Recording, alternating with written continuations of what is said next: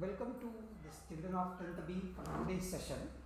Today we will learn from the chapter polynomials. There are some basics so that we can understand the questions of exercise 2.2. The basics are, first one is division.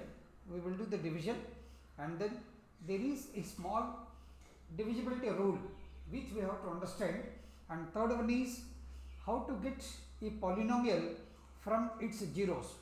Now let's discuss the division property. Division property we can say, or divisibility rule we can say. If a comma b are the factors of n, a into b need not be a factor of n. For example, 2 is a factor of 12, 6 is also a factor of 12, 2 into 6 is also a factor of 12, but 3 is a factor of 12, 4 is 6 is also a factor of 12. 6 into 3 is equal to 18. 18 is not a factor of 12. The rule is a and b are any two integers. A is a factor of n, b is also a factor of n. A into b, sometimes it is a factor of n. A into b, sometimes it is not a factor of n. There is a small principle, let us discuss about. Here, if a and b are integers, any two factors, integers and factors of n, a into b is always a factor of n by condition a and b are co-primes, or we can say a and b have the largest common factor 1. In such case, a into b is always a factor of n. Here, 3 and 6 are not co-primes. The common factor of these 3 and 6 is 3. The HCF is 3. That is why here 3 into 6, 18 is not a factor of 12. Here sometimes, since the two numbers 2 and 6 are smaller numbers, even then the HCF is 2, it's a factor. Let's take another example.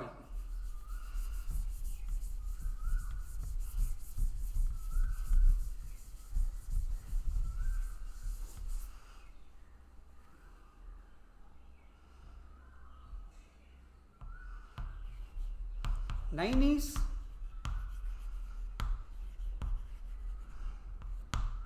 a factor of 36.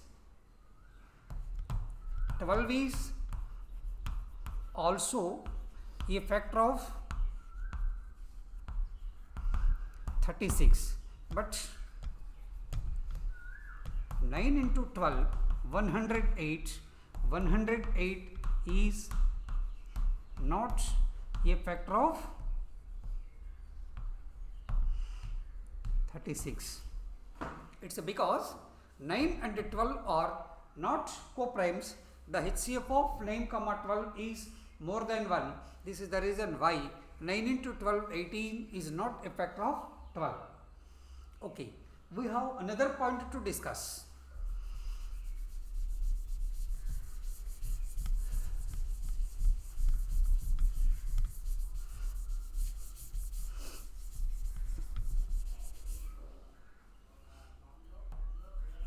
If A is a 0 of polynomial px, x minus a is a factor of px according to the factor rule or factor theorem. Here, if a is a 0 of polynomial, how many polynomials are possible where the 0 of the polynomial is a? Is there only one polynomial x minus a, or more polynomials where the 0 of polynomial is a? Here we can say, if a is a 0 of polynomial, x minus a is a 0 factor of the polynomial. The polynomial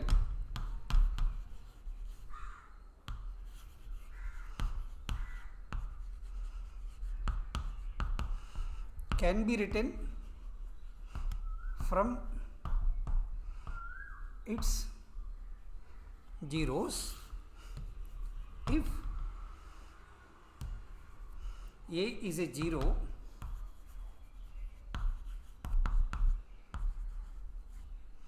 of polynomial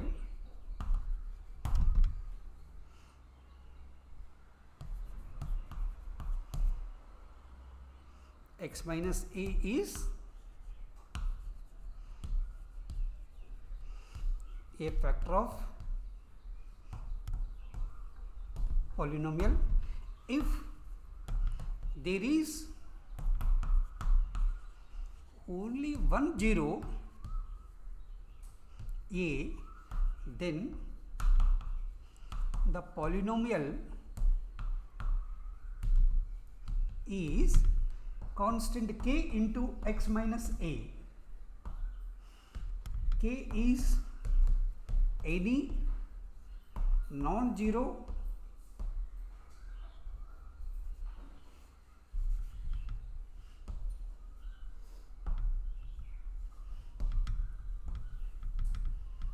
real number. If a is a 0 of polynomial, x minus a is a factor of polynomial. Up to this, it is according to the factor theorem. Next, to get the polynomial, if there is only one 0, then the polynomial is k into x minus a. In case if there are two zeros, then the polynomial is a quadratic polynomial. It comes like this.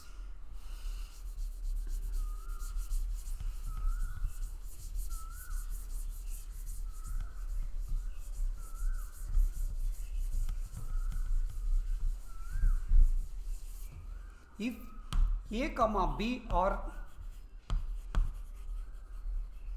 zeros of polynomial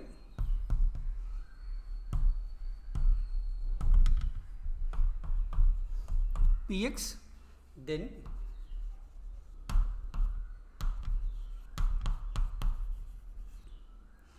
the polynomial is k into x minus a into x minus b. If this is a quadratic polynomial where there are only two zeros, if it is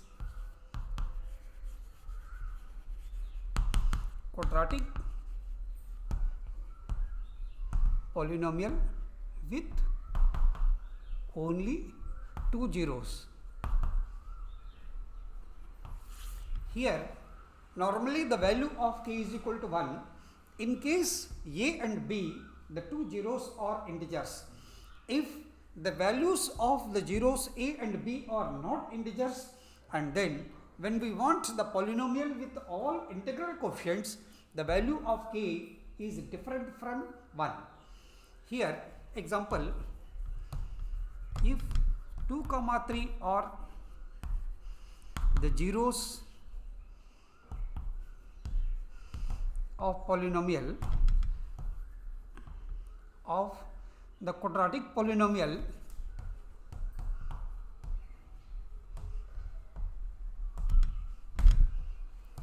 then the polynomial is constant k into x minus 2 into x minus 3. This is k into on multiplication x square minus 2x minus 3x plus 6. This is k into x square minus 5x plus 6, or take k is equal to 1, since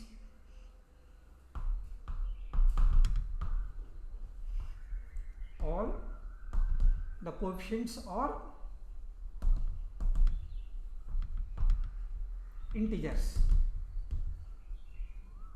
This implies polynomial is x square minus 5x plus 6. There is no rule that only one polynomial. Suppose if I give k is equal to 2, if k is equal to 2, then 2 into x square minus 5x plus 6, this implies 2x square minus 10x plus 12 is also a polynomial. To this polynomial also there are two zeros, the same two zeros 2 and 3.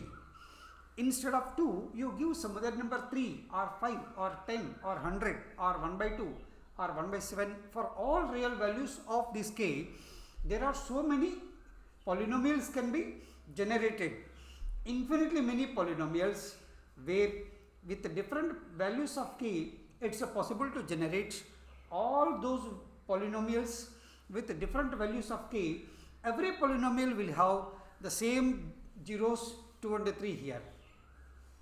The zeros of polynomial, they don't depend upon the value of k. That means there are infinitely many polynomials where the zeros are the same. Means when the zeros of polynomial are given, it's possible to generate infinitely many polynomials. Now we will go for another example where the zeros of polynomial are rational numbers.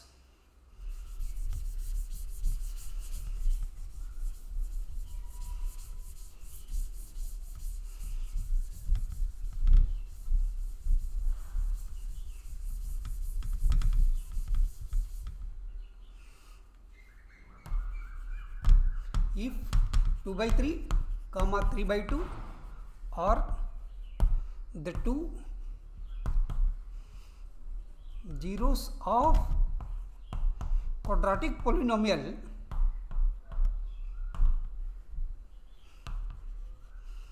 then the polynomial is constant k into x minus 2 by 3 into x minus 3 by 2. This is the polynomial. On multiplication, k into x square minus 3 by 2x minus 2 by 3x plus 1.